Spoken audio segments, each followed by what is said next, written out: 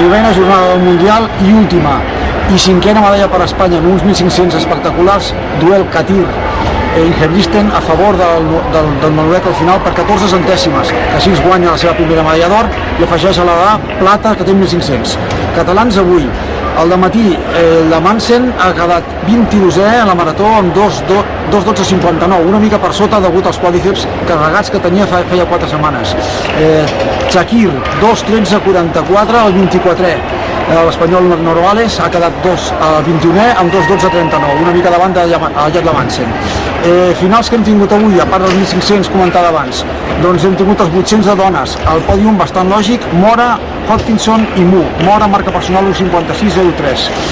Hem tingut després amb javelina, hem tingut l'Indy Chopra, que ha guanyat amb 88:17, or per fi, l'any passat va ser plata a Oregon.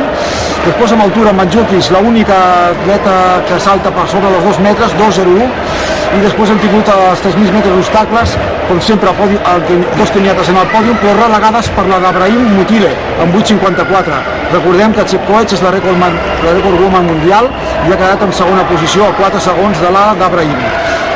Relleus 4x400, Estats Units, França i Gran Bretanya amb homes, i amb dones el relleu del campionat. Holanda, Jamaica i Gran Bretanya. Holanda per què? Doncs la senyora Bol ha fet un últim relleu espectacular, anava tercera, ha acabat primera sobre l'última línia de meta.